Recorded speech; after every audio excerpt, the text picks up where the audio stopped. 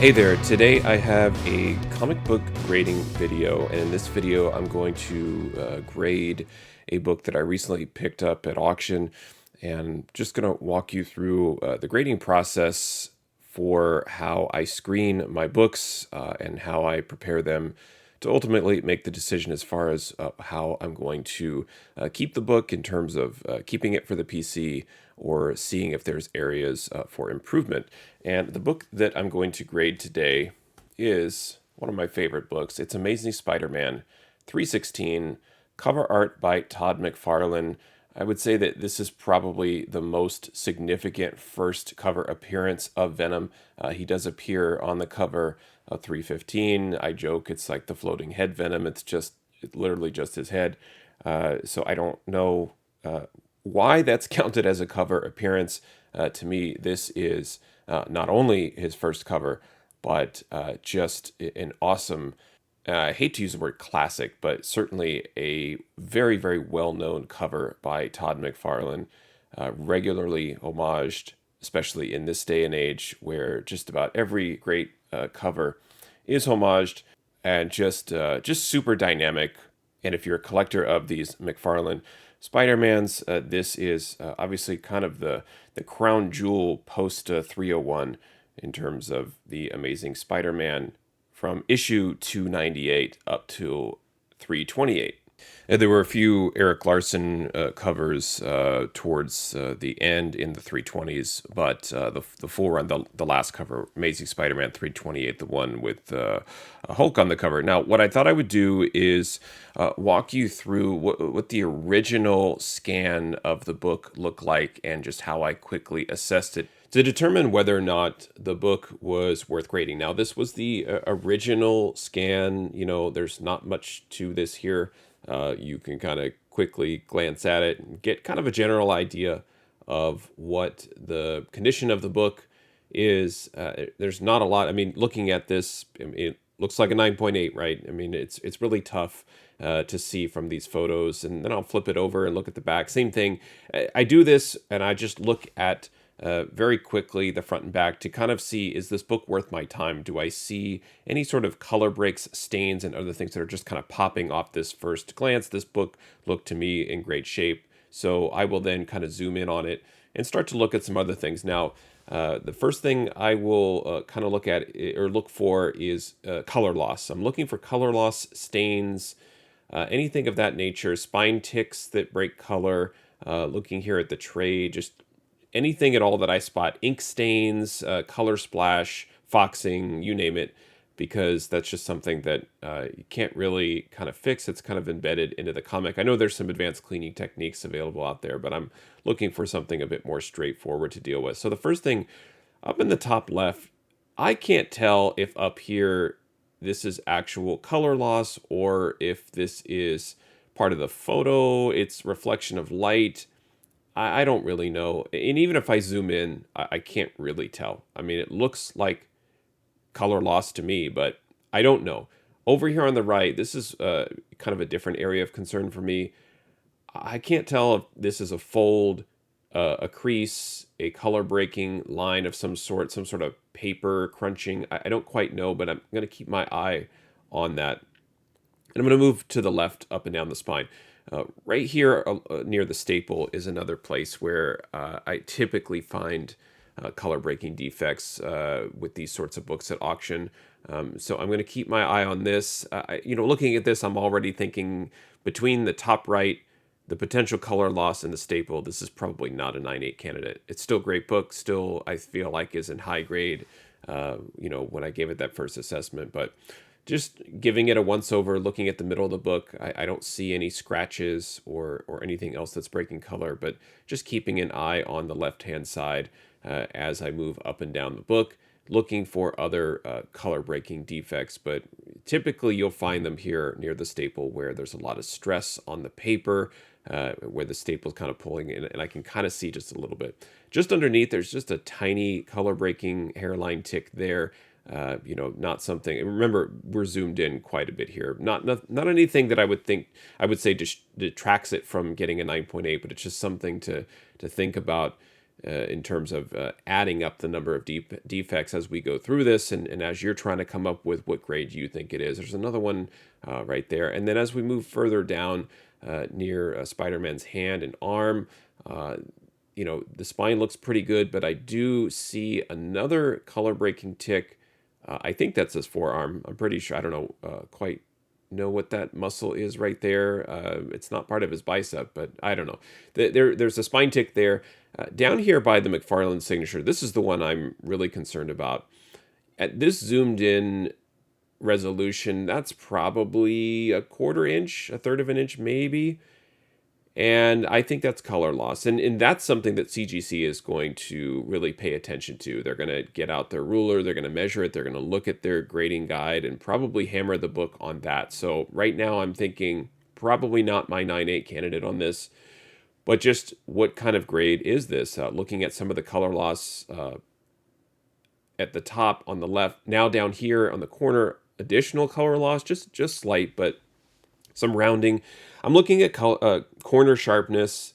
The top left and top right corners are pretty good. They look good to me. Down in the bottom right, the right edge looks fine. Really nice sharp corner on the bottom right. A great looking book in many places, and then not so great in others. But overall, still not bad.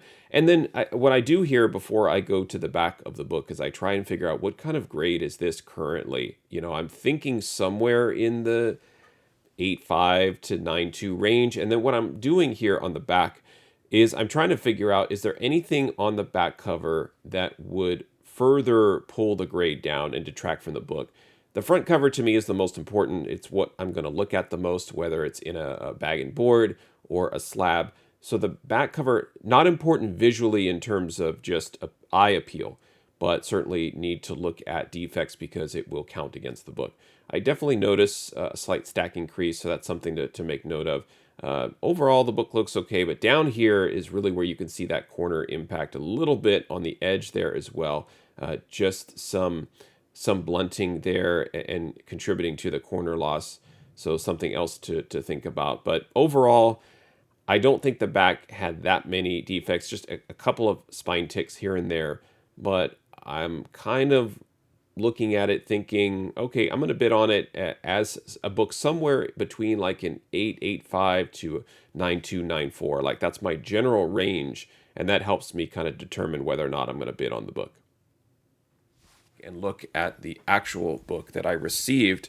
And let's first get it out of the bag and board and see if some of the things that we picked up in the original photo actually show up here. And this is part of it is I'm always quite surprised. There's typically things that I miss, and there are things that I didn't, that I thought was bad that maybe isn't so bad.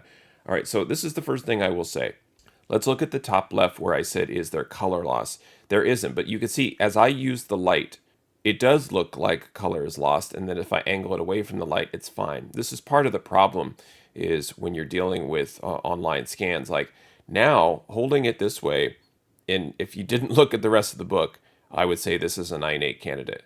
But there in the photo, and you want to see some of the wrinkling and the indentations, and the light really helps pick that up. But these are all pressable defects, and so this is where if you're grading it as is, which we will assess it as is. I'm starting to think if that's all over the book, yeah, 8.5, potentially a 9 possibly is realistic. And then certainly moving over, this was the other area that was picked up that made me a little nervous about the book was that color breaking. And again, the light in the photo made it seem like it was, but that's just a crease. There is just some light color loss there possibly, but it's not bad. It's not bad. I would say that probably, if that does break color, and it's just, again, we're zoomed in quite a bit, but it could potentially break color or leave a little bit of color loss, and that right there could move it away from a 9.8. Let's look at the rest of the book. I'm going to go back to the staple because that was something else that I had trouble assessing. And this part looks okay. It doesn't look great. It looks like borderline in terms of the paper pulling away. I do see just a little bit of stress by the staple. And so that is something else that I'm concerned about. And then moving up and down the spine, trying to use the light to my advantage.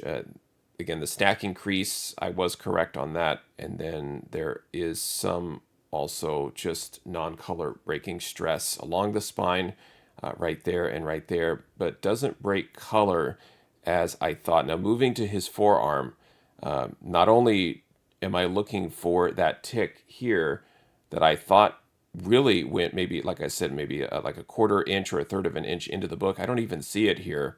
It's barely there. Right there, you could see just a color breaking tick. It's so minor. It is hairline, but it doesn't stretch quite across as I thought in the scan, and so that looks okay. And then down here by his signature as well, and that does look to break color there, and that, I think that was the one I was saying was about a quarter to a third of an inch. This one was not. That's just a color breaking tick.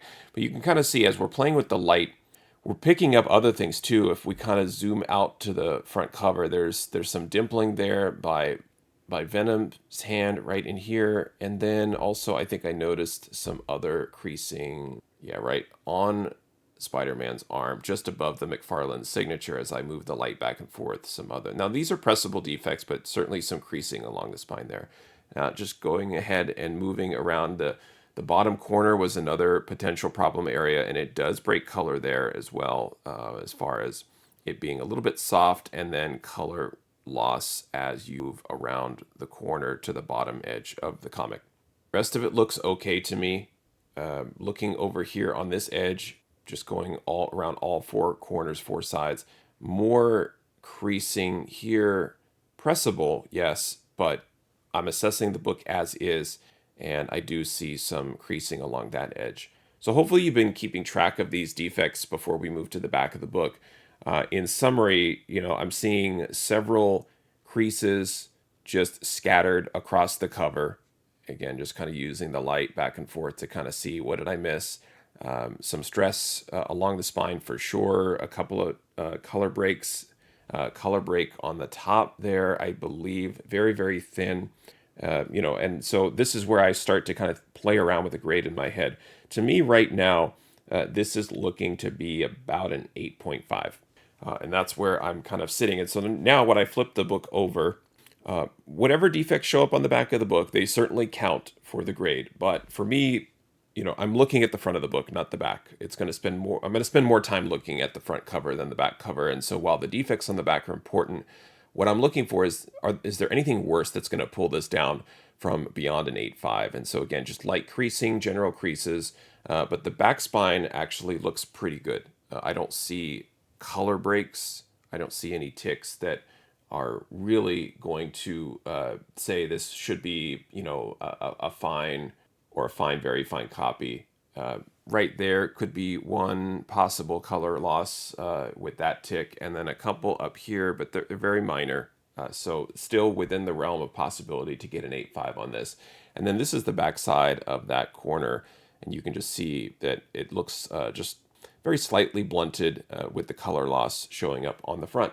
The edge looks pretty clean, corner is crisp, so the fact that the rest of the corners are either in really good shape or that they're not heavily blunted, there are no dog ears, that's going to benefit the book. And so this is too where I try to be fair to the book and to my grading skills and say, is this truly an 8.5? Or could this pass as a 9.0? I always refer back to a 9.0 that I have in a slab, and that 9.0 does have a number of color breaking ticks along the side near the spine, and then also some corner softening. So this one, I think it lines up nicely to be, I think, a potential 9.0. And I think that's probably where I will leave this book as is. Now, in terms of potential, like what is the ceiling for this book? I think a 9.4 is certainly possible. I believe, though, that if this ends up being a defect that leaves kind of a historical line with the color loss, like there's nothing that you're going to be able to do about that. And then I do see some color breaking ticks here. So even if the book is pressed I feel like there's just too many. It's just math at this point in terms of measuring the length of it. This one, particularly up here, is the one that gets me, as well as the one down here. We're not talking about sixteenths of inches or eighths of inches. We're talking about, quarters and thirds, and that's where it gets to be just a little bit too much. In CGC, they will become scientific and systematic with some of these things where when they see lines, they will measure them and they will go by certain standards. Typically, if you have hairline ticks and very tiny ones, then it kind of becomes a judgment call on the grader's part. But the fact that some of these are quite long and significant in terms of the color loss, that's where I feel like they're going to be probably harsher on this copy than they would on others. So my final as is assessed grade, I'm going to give it a 9.0, and the ceiling for this book would be 9.4. I'd love to get your feedback in terms of what grade you think this book should receive from a professional grader, and what kind of grade bump you think this book would get. I'd love to hear your opinion on it, so feel free to leave a comment. Let me know what you think. Thanks for watching. Happy collecting, and see you next time.